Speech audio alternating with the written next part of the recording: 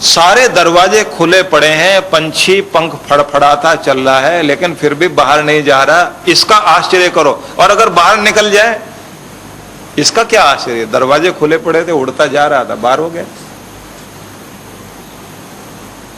इस शरीर से जो इस आत्मा को जोड़ता है वो अक्षर परब्रह्म परमेश्वर है।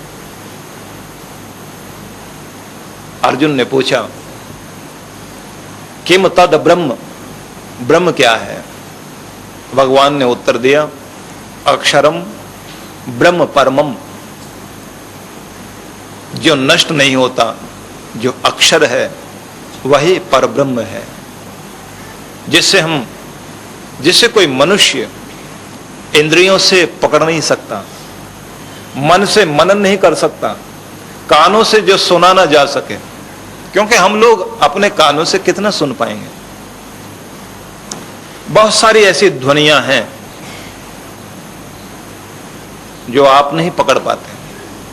अभी भी कोशिशें हो रही हैं, विज्ञान ये प्रयास कर रहा है। जो शब्द आज से बहुत पहले बोले गए, महाभारत काल में, जिस समय कभी भगवान कृष्ण ने गीता कही होगी, उस समय के शब्दों को पकड़ने की कोशिश मनुष्य कर रहा है। अब देखिए कि आपके आसपास कितनी ध्वनियां घूम रही हैं, लेकिन आपको सुनाई नहीं दे रही ना। बस थोड़ा सा यंत्र पकड़ना पड़ेगा आपको। रेडियो को लेकर के आप उसे ऑन करेंगे, उसकी फ्रीक्वेंसी सेट करेंगे। कौन सी ध्वनियां पकड़ना चाहते हैं? वायरलेस के माध्यम से, कॉर्डलेस के माध्यम से, टेलीविजन के माध्यम से, या अन्य बहुत सारे यंत्र आपके पास हैं। अनेक ध्वनियां आपके आसपास से गुजर रही हैं, लेकिन आपके कान नहीं पकड़ पा रहे हैं। शब्द अपना घेरा बनाकर चलता है, विस्तार में आता जाता है। इस दुनिया में जिसे आप जानते हैं वो तो बहुत थोड़ा है। अनजाना इतना कुछ है जहां तक कल्पना पहुंचेगी नहीं। हमारी दौड़ तो घर से ऑफिस, ऑफिस से घर, रिश्तेदार, पेट की समस्याएं पूरी करने की बात, तन ढांपने की बात, दुनियादारी थोड़ी बहुत निभाने की बात, ये एक दायरा है जिसमें हम घूम रहे हैं। लेकिन इस संसार में हमेशा ही ऐसा हुआ कि जिसने भी कुछ दुनिया में जानने की कोशिश की और वो किसी बिंदु तक पहुंचा, और बाद में जब उससे पूछा गया कितना जानते हो, तो व्यक्ति कहता है जब नहीं जानते थे तब तो कहते थे हम जानते हैं। अब जो कुछ जान पाए हैं तो लगता है कि अब हम कुछ नहीं जानते हैं। अब लगता है कि बहुत थोड़ा जाना है। इसलिए दुनिया के सारे ही ज्ञानी ज्ञान की चरम सीमाओं पर पहुंचने के बाद अज्ञानियों के जैसा व्यवहार करने लगे कि हम तो कुछ जानते ही नहीं हैं। न्यूटन ने भी कह दिया था, जब पूछा गया कितना जानते हो, तो न्यूटन ने कहा समुद्र के किनारे पड़ी हुई रेत जिसका और छोर नहीं है, इसमें से एक कण उठाकर मैं अपने हाथ पर रखता हूं, बस इतना ही जानता हूं। और जो नहीं जान पाया वो इतना जितने की ये रेत और इसका कण दूर दूर तक बिखरे हुए, एक कण तक जान पाया हूं। कितने कण, कितने जर्रे रेत के बिखरे पड़े हैं। तो ज्ञान के इतने सारे जर्रे हैं जिनको मैं आज तक जान नहीं पाया, जिनको पकड़ नहीं पाया। इसलिए जिज्ञासा प्रारंभ में परमात्मा ने हमको दी, और हमारी कोशिश होनी चाहिए इस जिज्ञासा को मरने ना दें, क्योंकि हम जानने के लिए आए हैं संसार में। इसलिए हम लोगों को यह सिखाया गया कि ज्ञानियों को प्रणाम करो, उन्हें सम्मान दो, वो तुम्हारी भूख जगा रहे हैं विराट परब्रह्म को जानने के लिए। वो बता रहे हैं कि एक ऐसा लोक, जिस लोक से तुम आए हो और जिस लोक में तुम्हें जाना है, परम के लोक तक तुम्हारी यात्रा हो सके, वो अनंत है, उसका विस्तार इतना है, उसकी कल्पनाएं नहीं हो सकती। लेकिन जहां तुम जी रहे हो ये पशु लोक है, माया का लोक है। इस लोक की परत को तोड़कर बाहर निकलने की कोशिश करो।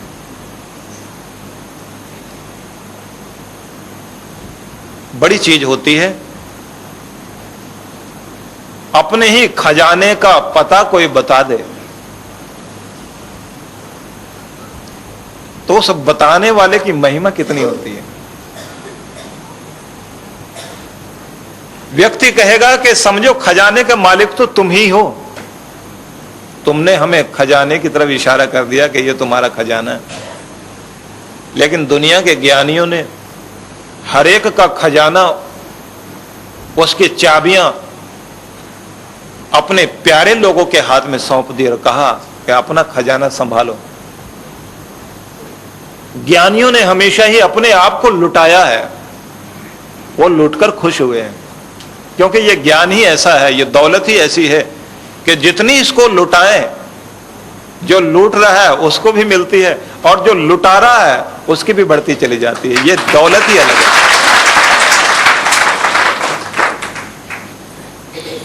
बस इतनी ही बात महान पुरुषों ने कही कि उनके चरणों को प्रणाम करो, उनके प्रति श्रद्धा इतनी रखो कि दुनिया में किसी के प्रति इतनी श्रद्धा न रखी जा सके, इतना किसी और को चाहा न जा सके, इतना मान दो उन्हें। महात्मा बुद्ध के अनेक शिष्यों में एक शिष्य थे सारिपुत्र। अपने गुरुदेव से बहुत प्यार करते थे। सारिपुत्र क्योंकि साधारण सा व्यक्ति था, बुद्ध की शरण में आकर रहने लगा। बुझे हुए दीपक में थोड़े दिनों के बाद रोशनी आ गई, प्रकाश आ गए। सारिपुत्र जिस समय महात्मा बुद्ध जैसे ज्ञान का अधिकार प्राप्त कर गया, महात्मा बुद्ध ने देखा कि इसके अंदर भी प्रकाश झिलमिलाने लगा है। कहा, सारिपुत्र अब जाओ और बांटो इसे, ये तुम्हारे ही लिए नहीं है, इस पर सारे संसार का अधिकार है, अब इसे बांटना चाहिए। सारिपुत्र बांटने के लिए निकला। जिधर गया अनेकों अनेकों लोग उसके शिष्य बनते चले गए। भीड़ पीछे भाग रही है, लेकिन लोग एक चीज देखते थे, हर सवेरे और हर सांझ सारिपुत्र एक अलग तरह का काम करता था। अपनी डायरी निकालकर बैठता था जिसमें महात्मा बुद्ध के प्रवचनों के कार्यक्रम, उनकी यात्राओं का उल्लेख होता था कि अब महात्मा बुद्ध कहां होंगे, किस दिशा में गए होंगे, भगवान बुद्ध कहां प्रचार कर रहे होंगे। पूरा कार्यक्रम डायरी में अंकित है। अब एक नक्शा उसके पास, कौन सा शहर किस दिशा में है जहां मेरे गुरु बैठे हुए हैं। जमीन पर नक्शे को बिछाए, दिशा का निर्धारण करें, और जब हिसाब लग जाए कि इस दिशा में है तो बस सवेरे उठकर उसी दिशा में दंडवत प्रणाम करें। शाम हो तो भी उसी दिशा में प्रणाम करें। उसके शिष्यों ने सारिपुत्र से पूछ लिया, ये जो इधर आप प्रणाम करते हैं, ना तो इधर कोई मंदिर है, न इधर पर कोई धार्मिक स्थल है, कैसे प्रणाम करते हो? तब सारिपुत्र ने कहा, जिसने मेरे हृदय मंदिर को सजा दिया, मेरे अंदर एक नया प्रकाश भर दिया, मुझ मिट्टी वाले शरीर के अंदर जिसने अमरता प्रदान कर दी, मेरे गुरुदेव जिस दिशा में होते हैं मैं रोज सवेरे उधर ही प्रणाम कर लिया करता हूं। ये सारे प्रणाम मैं उन्हें ही भेजता हूं। जिधर से प्रकाश आया इस जिंदगी में, ये प्रणाम उनके लिए है। जिधर से रोशनी आई और मुझे नहला गई, संसार में ऊंचा उठा दिया, मैं उस धनी को प्रणाम कर रहा हूं जिसने मेरे जन्मों की निर्धनता को दूर कर दिया। मैं उस बलि को प्रणाम करता हूं जिसने मेरी निर्बलता खत्म कर दी। मैं उस अभयदान देने वाले को प्रणाम करता हूं जिसने सारा भय ही मेरा मिटा दिया है। मैं उस परम सुंदर को प्रणाम करता हूं जिसने मेरी जिंदगी में भी एक सुंदरता भर दी है। मैं उस सुगंध को प्रणाम करता हूं जिस सुगंध के आ जाने से इस तन में भी, इस मन में भी, इस आत्मा में भी एक नई महक आ गई है। तो जो ज्ञानी लोग हैं, जिन्होंने हमें जनाया, जिन्होंने एहसास कराया, उन्हें प्रणाम किया जाए। लेकिन जरा विचार करके देखिए, जिसका यह विराट संसार है,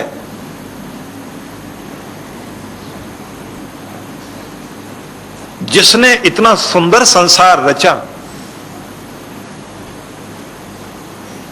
विराट ब्रह्मांड को, संसार को रचना करने वाला कितना विराट होगा, सुंदर संसार की रचना करने वाला कितना सुंदर होगा। इतने रंगों भरे संसार में जिसने विविध रंग दिए हैं, वो कितना अलग अलग रंगों का स्वामी है, वो कितना प्यारा होगा, इसकी कल्पना हम नहीं कर सकते। बस जिधर भी एहसास करें उधर प्रणाम कर लिया करें, यही उस परब्रह्म के प्रति श्रद्धा की अभिव्यक्ति होगी।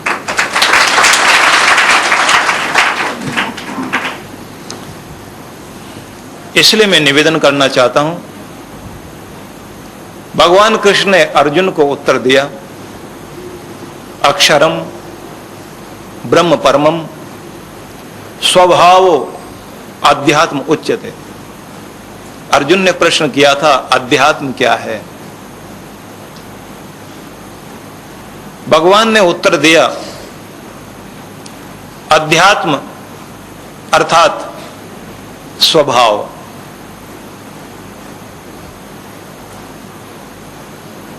शब्द का जैसे उत्तर दिया गया, आपको लगता है इसे समझने के लिए भी एक अलग ही बुद्धि चाहिए।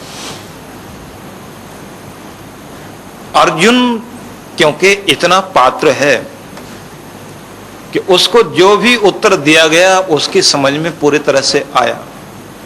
आपको तो प्रश्न का उत्तर जैसे भगवान कृष्ण ने दिया, अगर ऐसा ही उत्तर आपको दिया जाए, आपकी समझ में आने वाला नहीं है। थोड़े सरल करके गहराई में जाकर उत्तर को समझिए। उत्तर है कि स्वभाव ही अध्यात्म है। अब वो स्वभाव क्या है? ये जो जीव हैं जितने भी, इनका होना जो स्वाभाविक रूप में है, स्वाभाविक रूप में जो जीव संसार में है, बस वही अधिआत्म है। आत्मा से जुड़ा हुआ अर्थात आत्मिक स्वरूप संसार में जो सर्वत्र है, ऐसे समझिए। दुनिया में जितने भी जीव हैं, जितनी आत्माएं हैं, उनका होना यह स्वभाव कहलाएगा और यही अध्यात्म है। प्रश्न उठता है, जीव नए नए बनते रहते हैं या उतने ही हैं? जीवात्माएं कितनी हैं? रोज रोज नई नई बनती होंगी, तभी तो संसार में नए नए जीवधारी आ रहे हैं। लेकिन ऐसा नहीं है। जीवात्माएं जितनी पहले थी उतनी ही आत्माएं आज भी हैं और उतनी ही आत्माएं आगे भी रहेंगी। ये कम ज्यादा होने वाली नहीं है। प्रश्न आएगा फिर इतनी सारी जनसंख्या,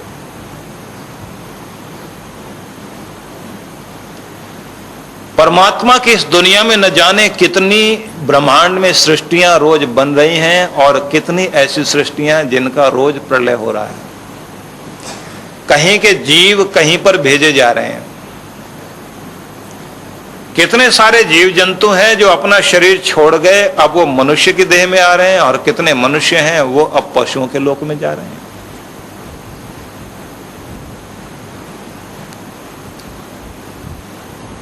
जीव आत्मा या आत्म तत्व, उसे न घटाया जा सकता न बढ़ाया जा सकता। वो जितनी है उतनी ही है। किन्हीं देशों में घोषणाएं की जा रही हैं कि जितनी जिसके अधिक संतान होंगी उतनी ही उसको ज्यादा इनाम की राशि दी जाएगी। और किन्हीं देशों में यह घोषणा की जा रही है कि जिनकी एक संतान है वे ही ज्यादा सही लोग हैं। भारत में और चीन में समस्या बड़ी भारी है।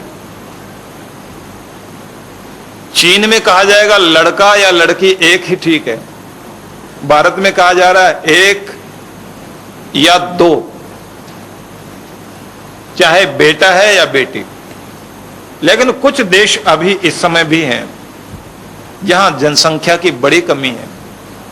वहां कहा जा रहा है जनसंख्या जितनी होगी वो इनाम का हकदार है। तो कहीं पर तालमेल बनाने के लिए संख्या बढ़ानी पड़ रही है और कहीं घटानी पड़ रही है। लेकिन एक कमाल है परमात्मा का,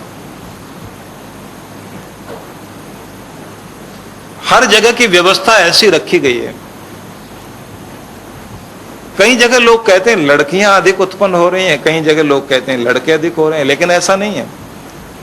116 लड़के और 100 के लगभग लड़कियां, ये अनुपात, ऐसी व्यवस्था रखी है परमात्मा ने। आश्चर्यजनक बात यह कि जो 116 लड़के उनमें से 16 तो रोग में बीमारियों में खत्म हो जाते हैं, लेकिन लड़कियों की संख्या, रोगों से लड़ने की शक्ति इनमें ज्यादा है। हार्ट प्रॉब्लम भी सबसे ज्यादा जेंट्स में है, लेडीज में नहीं। महिलाएं अपना दुख रोकर कम कर लेती हैं, थोड़ी देर रोएंगी खत्म कर लेंगे। पुरुषों में अपना दुख रोएंगे नहीं, बताएंगे नहीं किसी को, अंदर अंदर घुटेंगे, पीड़ित होंगे। लेकिन परमात्मा की व्यवस्था आप देखिए, पूरा अनुपात रखा। जहां युद्धों में बहुत अधिक सैनिक मर जाते हैं वहां बाद में फिर लड़कों की संख्या बहुत अधिक होती है, उत्पन्न होते चले जाते हैं लड़के। प्रकृति अपने आप अपना नियम रखती है, पूरी व्यवस्था बनाई हुई है परमात्मा ने। तो जीवात्माएं जितने भी हैं उनकी संख्या उतनी ही है। लेकिन इन आत्माओं का होना यही अध्यात्म है, यह स्वभाव है कि जन्म होगा, फिर शरीर एक समय में छोड़ा जाएगा, कर्म का भोग आगे चलता रहेगा। आत्मा से जो जुड़ा हुआ है वही अध्यात्म है।